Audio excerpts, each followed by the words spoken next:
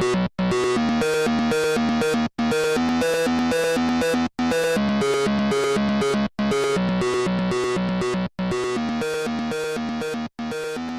welcome back to the Game Smash Podcast. As always, I'm your host, William Liberty, and with me is... Fawaz Muhammad Yusuf. And we got a bunch of news today. We're going to be covering Konami and Kojima having some issues. God of War 3 Remastered coming out. We're going to be covering Drive Club devs being hit off with layoffs. Battlefront footage will probably be at the Star Wars Celebration. And then the MK roster being pretty much revealed at this point. But first, let's talk about what we played this week. To be honest, I didn't really play much new stuff. Like, I've been jumping between, playing Darkest Dungeon, This War of Mine. I played some more Monster Hunter 4, of course. Okay. And I've been just puttering around with Hearthstone, building some new decks, getting myself hyped for Black Mountain, I think. Black Rock Mountain. Yeah, Black Rock Mountain. Yep. And but yeah, so that's basically what I've been doing. Nothing really new. Hopefully next week I'll be getting something. But actually, Bloodborne is coming out very, very soon, and I've already pre-ordered it, so I'm probably gonna get myself hyped for that as well. Wait. You've pre-ordered Blood... You don't own a PS4. No, I'm going to very soon. I know, it's kind of weird that I pre-ordered a game for a console I don't technically have. Yeah. It was kind of... Yeah. Yeah, but actually, by the time people hear this podcast, Bloodborne will already be out. It's coming out on Tuesday. Oh, yeah. Okay. That makes sense. Shit, I gotta go get my copy then. I should probably not forget that. Yeah. But anyway, what have you been playing for us? I've just been going back and forth between... Because a new balance patch, it came out in Japan for Guilty Gear. Okay. So we don't have it yet, but I've just been practicing because my characters got some good stuff. They're getting a little better, so I've been practicing. Been mostly playing Helldivers. It's the game still isn't working very well. Just still, we had this big event because how it works is that you complete each sector. Yep. Until you get to a race's home planet, and then you launch an attack on the home planet. The first issue with that was that the home planet was pretty much exactly like the regular planets. Okay. There was no like unique objectives, no unique enemies, and the planet itself didn't even look that unique. So it was kind of anticlimactic. We just got there, and then it was just more of the same. And then the planet, the game is just a mess right now. But it's a lot of fun, so I keep playing it for some silly reason. and then I was playing Hotline Miami. I finally got through that level I was complaining about. Mm-hmm.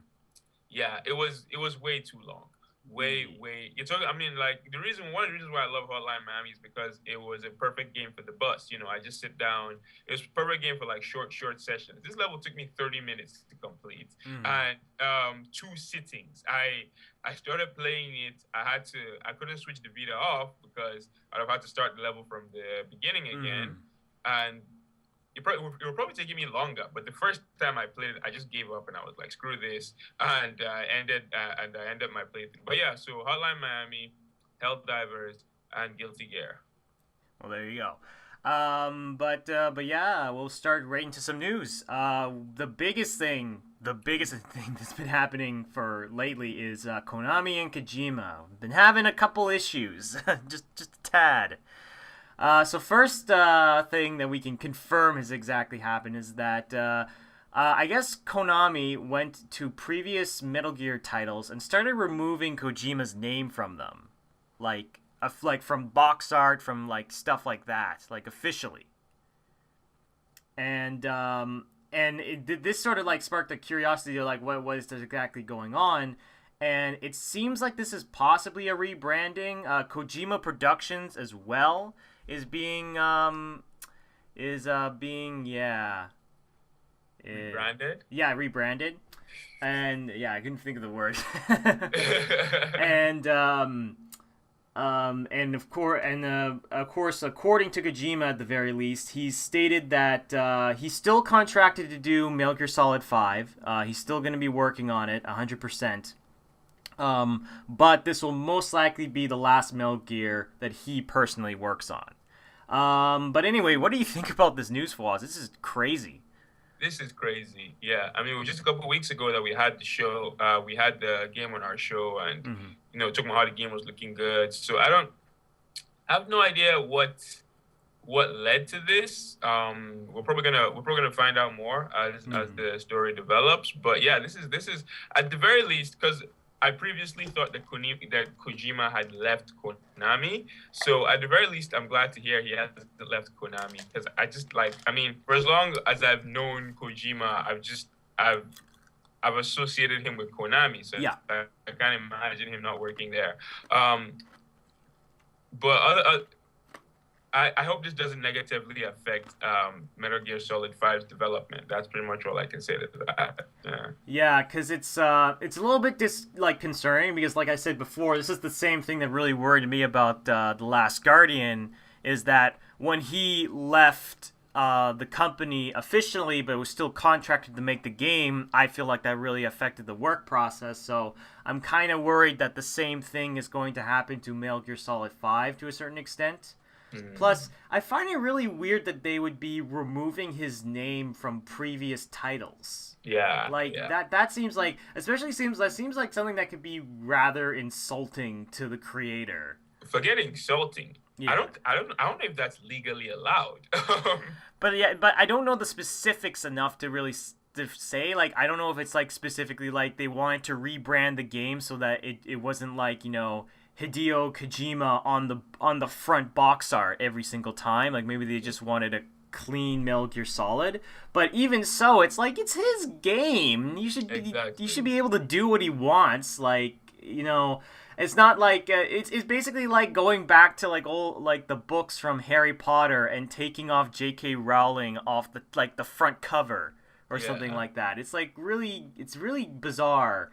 And but I know this is obviously going to affect their relationship to a certain extent, but there's actually a possibility that kind of interests me, is that if Kojima's saying that this will most likely be his last Metal Gear game, what do you think that means for like the Metal Gear series in general? Like, who do you think is going to take the reins if Kojima's not going to be making it?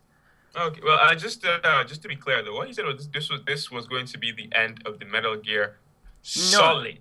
Yeah, no. I didn't mean like it was like.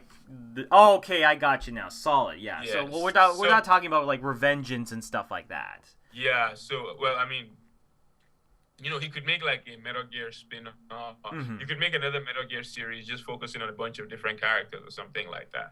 I don't put too much weight into statements like that, because Michael Bay said Transformers 3 was going to be his last Transformers, and now Transformers 5 is coming out next year. So, I don't put too much weight into statements like that. People say shit and then they take it back. So but if he actually leaves the series, that is going to be interesting. I can't imagine a Metal Gear game without Kojima on it. I mean, Revengeance doesn't really count because it was more like Bayonetta than Metal Gear. So but like an actual stealthy Metal Gear game, I can't imagine it without Kojima. So plus it wouldn't have the weirdness that I've come to enjoy. Like, I don't think any other developer would put himself in his own game. Like, good old Kojima. But hopefully we'll get more details on this later on, and once we figure out exactly what's going on, we'll make sure to let everyone know. But very interesting nonetheless. So our next piece of news is God of War 3 is getting a remastered version, or HD remake, coming out this July. So basically, we wanted to talk about this for a while, but remasters, are they getting out of hand for us? Because it kind of looks that way. Yeah, I definitely think they're getting out of hand. Okay, on one hand, you look at this and you're like, well, there's no backwards compatibility, so this is the only way that that someone whose first PlayStation console is a PlayStation 4 can go back and play some of these games. But seriously, first of all, this God of War remaster is only God of War 3. Yeah, it's not like all three of them. Yeah, well, all like 5 or 6 of them. Okay, yeah, that's For true. being specific. But yeah, it's only God of War 3.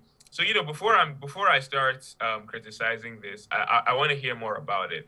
If it's like the Devil May Cry remaster, where it adds a bunch of new features and stuff like that, adds some new playable characters, then I won't be too I don't think I'd be too upset about it. The issue with this though is that where are the games? Where are the actual games? Yeah. I mean, sure, Bloodborne's coming out next week, but then what else? Yeah. Also, funny story. As we were prepping for this podcast, I actually read a headline, and apparently, Batman the Arkham series is getting a next gen remaster as well. Really? Yeah. That's a bit ridiculous. So yeah, I think it's starting to it's starting to get a little out of hand, especially since the one remaster that I want is one that they won't give me, the Onimusha remaster. That's all I want. These bastards are gonna give me a remaster of every single franchise except that. Yeah, exactly. So, you've got the worst luck for us. honestly, I really do. But yeah, I think the devs need to. Hopefully, this is just a result of this being the early days of the new generation, and devs are still figuring shit out, still trying to get their actual games out. Because I'm pretty sure this is not. I'm 100% sure this is not the only game Sony Santa Monica is working on. So devs are just releasing this stuff to tide people over until their actual games come out, which when you look at it that way, it's not that bad. I just hope this shit does not cost full price. Yeah, that's a good point, because especially since you're technically just buying you're buying a relatively older game. I think the one thing that baffles me the most is that honestly, like, God of War 3 looks really, really good. Like, it's a pretty good looking game. So when they're talking about like a remastered HD, I'm like, it already kind of looks really good. Like I think when I think remastered, I think something that looks kind of shitty. Like, think something like from like PlayStation 1 era or PlayStation 2. Some of those games don't really hold up that well. So polishing the models on that, like, think the Jak and Daxter trilogy, for example. Yeah. Like, cleaning some of those models up and, putting some shine on that makes sense.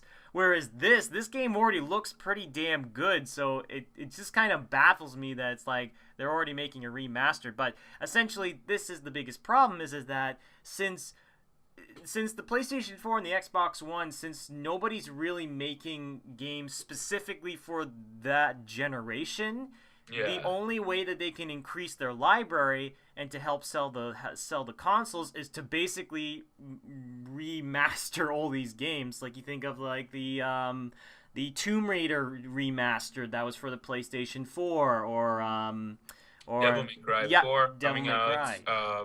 The DMC Devil May Cry remaster, The Last of Us HD.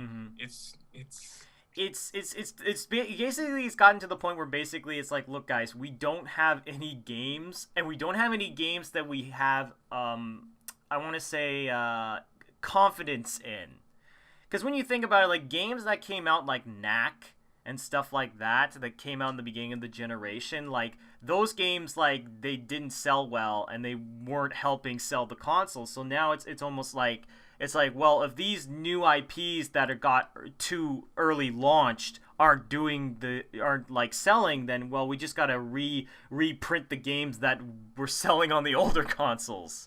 So it's just kind of baffling to me. And I mean, you could always make the argument that like, the remasters do have a purpose, like, because it's a way to keep games from just disappearing from existence. Like, especially since, like, games that you can't buy digitally or something like that. Like, that's why I'm more interested in remasters of, like, older games. Like Age of Empires 2 or something like that. Something that is harder to get and if we don't find a way to produce it digitally, might be lost forever. And since some of those games are important, parts of video game history and stuff like that, that I think is important. But stuff like this, where like Tomb Raider is already easy to get, God of War 3 is already really easy to get, so that I don't really see the justice in really remastering it, unless just to make a quick buck. But I mean, that's really what I got to say about the remastered. But honestly, like I'm not really the greatest fan of God of War in general, so it didn't really interest me that much to begin with.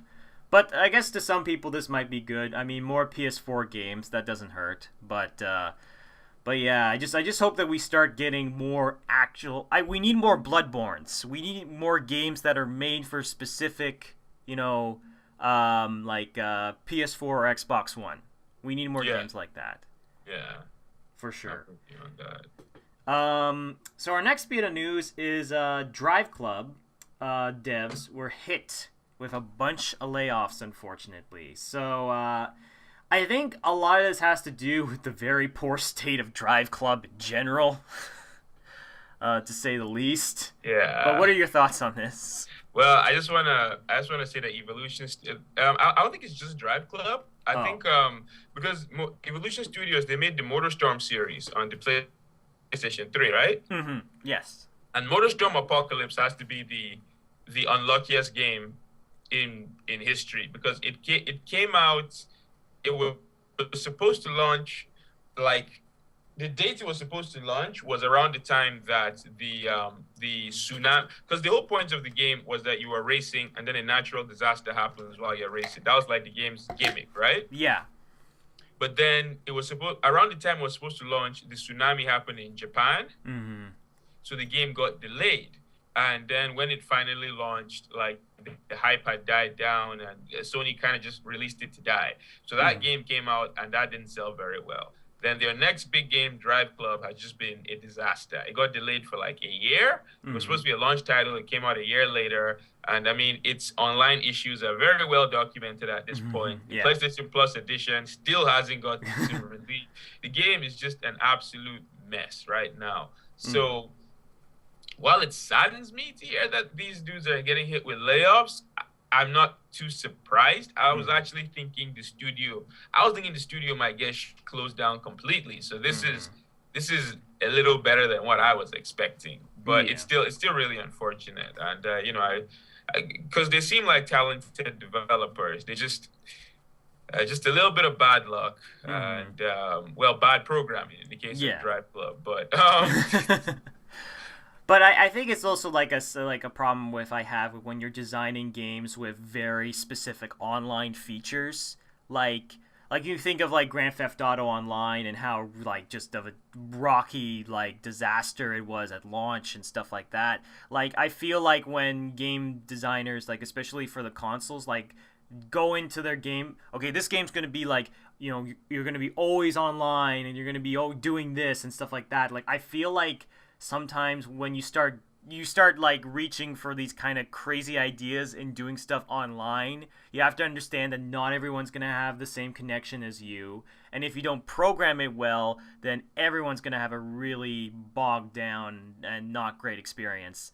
Like, honestly, like I can't think of like many like only online like PS3 games or stuff like that are really any interesting or any good. So I feel like honestly it might have been better for them to think of a different design plan for Drive Club.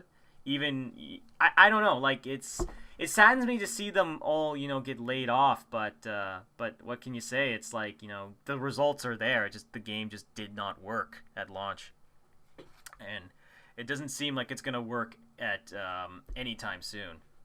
No, unfortunately it doesn't. Yeah.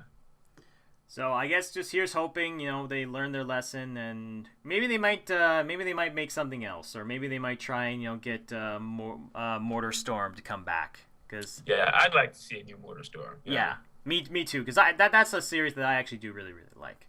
Yeah. But our next piece of news, Fawaz, I think this is going to excite you though, because this is a game that you were super hyped for a really, really long time. So Battlefront, Star Wars Battlefront, the new one. Footage is going to be at the Star Wars Celebration, April 16th to 19th. So Mark your calendar. Oh, baby. Oh, sweet baby. I'm so excited. I'm sorry. Yeah, you were saying? No, I'll let you take this. I know how much you want it.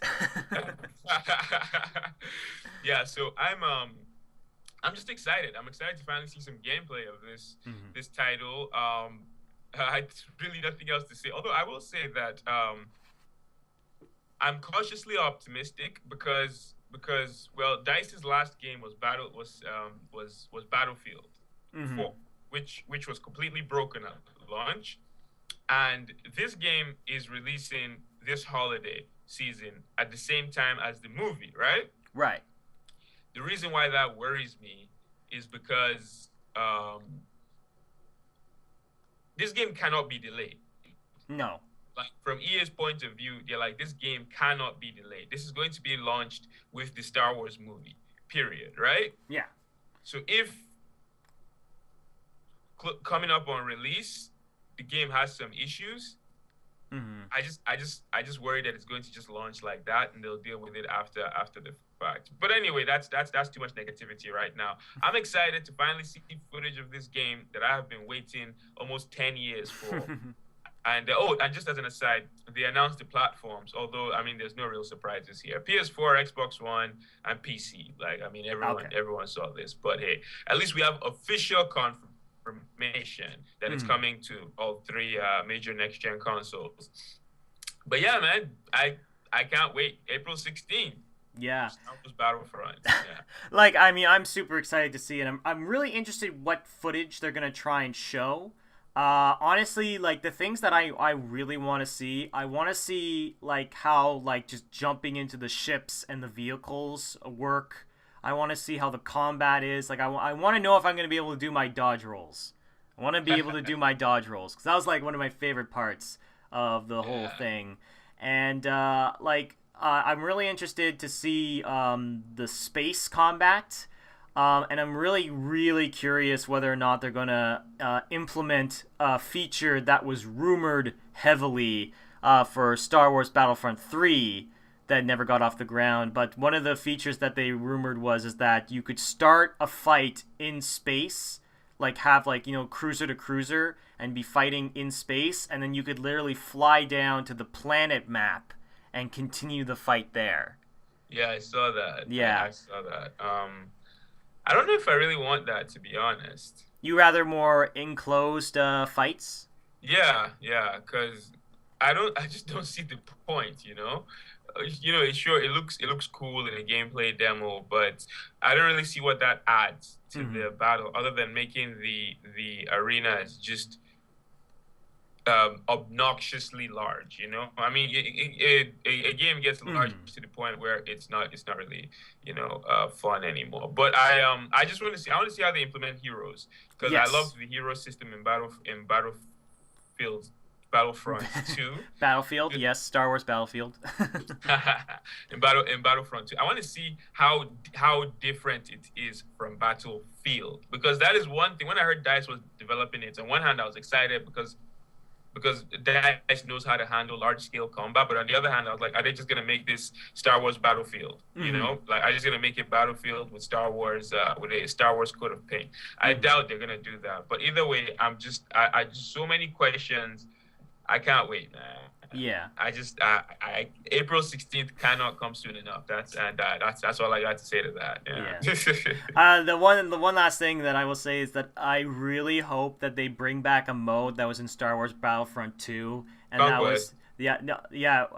obviously Conquest, but specifically this one hidden mode which was Heroes versus Villains, which was basically you played on Mos Eisley and you got to select.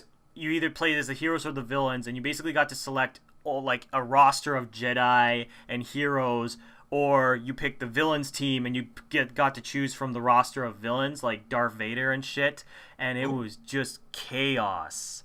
It was just absolute chaos, and it was awesome. Like basically, you would like there would be firefights where basically like Chewbacca was on a turret, shooting shooting the shit out of like Darth Maul, and like Yoda would be fighting like I don't know what's his name?